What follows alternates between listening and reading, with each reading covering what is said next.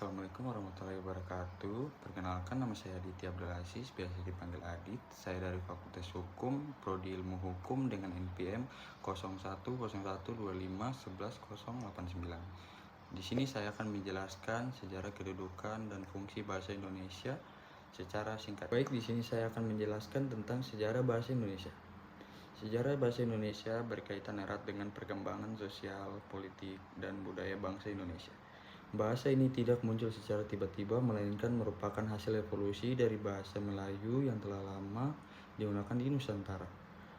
Bahasa Indonesia adalah bentuk modern dari bahasa Melayu yang dipilih sebagai pemersatu bangsa.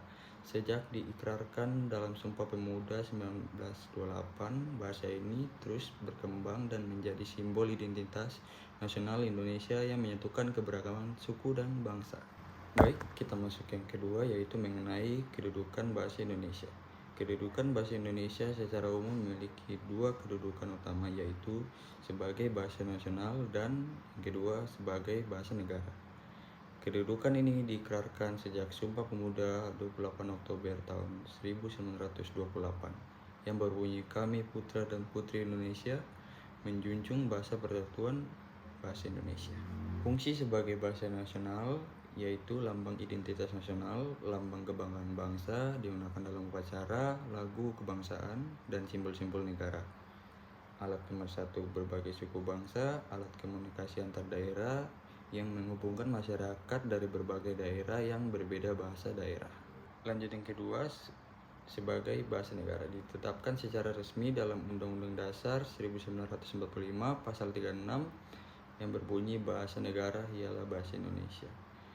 Juga diperkuat dalam Undang-Undang Nomor 24 Tahun 2009 tentang bendera, bahasa, dan lambang negara, dan Peraturan Pemerintah Nomor 57 Tahun 2014 tentang pengembangan, pembinaan, dan perlindungan bahasa.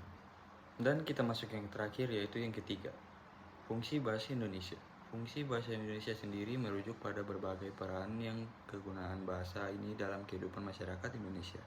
Secara umum, fungsi bahasa Indonesia dibagi menjadi dua kategori utama, yaitu sebagai bahasa nasional dan sebagai bahasa negara. Masing-masing memiliki fungsi khusus. Yang pertama, fungsi bahasa Indonesia sebagai bahasa nasional. Bahasa Indonesia sebagai bahasa nasional berfungsi untuk: 1. Lambang identitas nasional sebagai simbol jati diri bangsa Indonesia yang membedakan dari bangsa lain. 2. Lambang kebanggaan bangsa menjadi bahasa yang mencerminkan nilai-nilai budaya, sejarah, dan semangat kebangsaan. 3. Alat pemersatu bangsa yang digunakan untuk menjembatani komunikasi antara suku, daerah, dan budaya Indonesia yang sangat beragam. Yang keempat, alat komunikasi antara budaya dan antara daerah, membantu orang dari berbagai latar belakang bahasa daerah berkomunikasi satu sama lain. Yang kedua, yaitu fungsi bahasa Indonesia sebagai bahasa negara. Bahasa Indonesia sebagai bahasa resmi negara memiliki fungsi sebagai bahasa resmi kenegaraan, digunakan dalam upacara resmi, pidato presiden, dokumen negara, dan komunikasi pemerintahan.